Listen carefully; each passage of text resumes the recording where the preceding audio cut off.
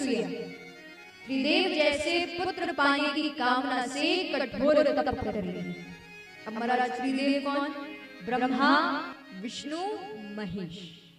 तो त्रिदेव जैसे पुत्र पाने की कामना से कठोर तप कर रही है। लेकिन ये बात जब तीनों देवों को पता चलती है, काफी प्रसन्न है कि माता अनुसुईया हमारे जैसे पुत्र चाहती है। लेकिन महाराज जैसे ही ये बात तीनों देवियों को पता चलती है, तीनों देवियां कौन? उनकी अर्धांगिनियां हैं, पत्नियां हैं, सरस्वती जी, लक्ष्मी जी और पार्वती जी। जब ये बात तीनों देवियों को पता चलती है तो तीनों के मन में ईर्ष्या के भाव आते हैं, जलन के भाव आ रहे हैं। सोच रही हैं कि ऐसा क्या है कि माता अनुसुईया हमारे पतियों जैसे पुत्र चाहती है।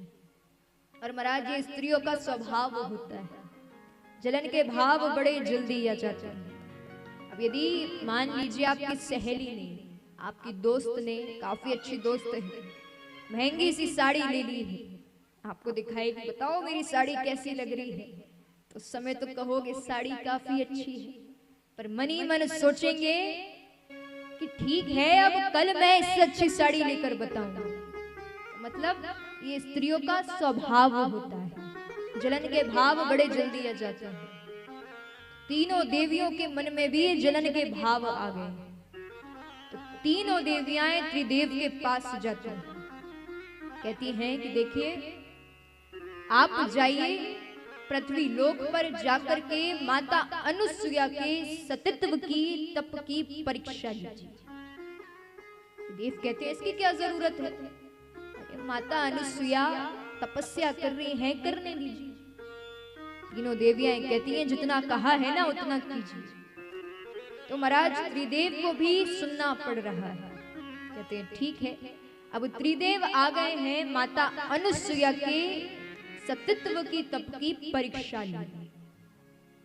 अब जो उनका वास्तविक रूप है उसमें तो जा नहीं सकते, तो इसलिए ऋषियों का वेश धारण करा है। अब माता अनुसुईया की कुटिया के बाहर चले गए, आवाज लगा रहे हैं, कह रहे हैं कि मैया भिक्षाम देहि। माता अनुसुईया ने सुना, दौड़ी दौड़ी चली आई, कहती है रुकिए रुकिए भिक्षा लेकर आती हूं। तो ये सुनकर के त्रिदेव कहते हैं कि नहीं आप रुकिए। माता अनुसुईया कहती है बताइए क्या काम है। त्रिदेव कहते हैं देखिए हम भिक्षा तो लेंगे, ऐसी वैसी भिक्षा नहीं लेंगे। माता अनुसुईया कहती है तो कैसे भिक्षा लेंगे। त्रिदेव कहते हैं कि देखिए यदि आपको हमें भिक्षा देना है तो हमारी एक शर्त है। माता अनुसुईया सोचती है ऐसी कैसी भिक्षा लेना है कि शर्त रख रहे हैं। फिर मन में बात आती है कि शायद हो सकता है कई दिन हो गए हो, अच्छा भोजन ना मिला हो, इसलिए ऐसी बातें कर रहे हैं। तो कहती हैं ठीक है आपकी शर्त बताइए। त्रिदेव कहते हैं ना ऐसे शर्त नहीं बताएंगे। मैया कहती हैं तो कैसे बताएंगे।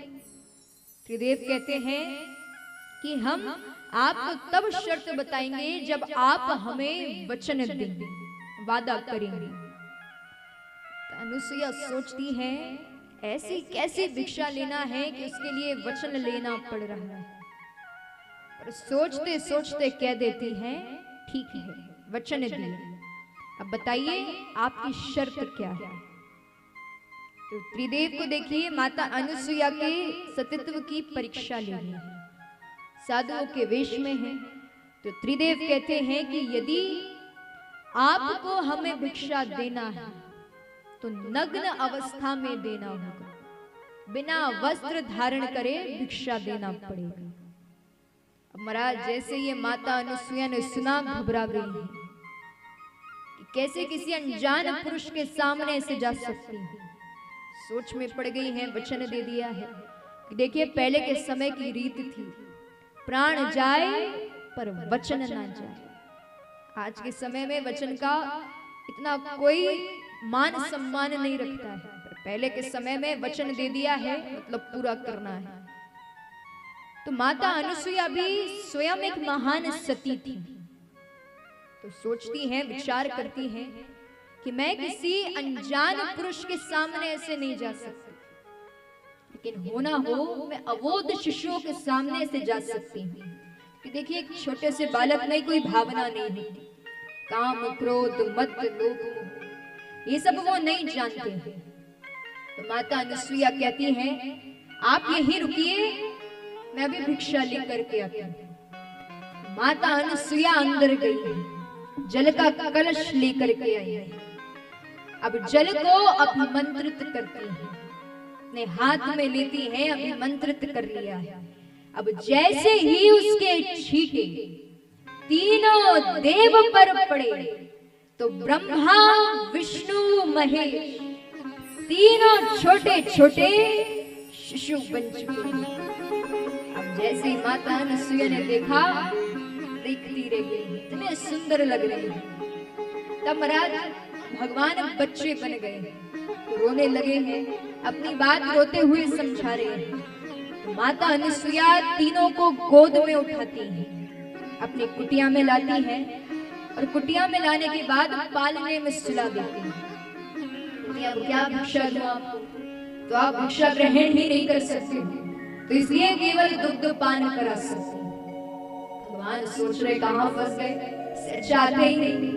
तो आइए देखते हैं किस तरह से माता अनुसुईया उनका लालन पालन कर रही है।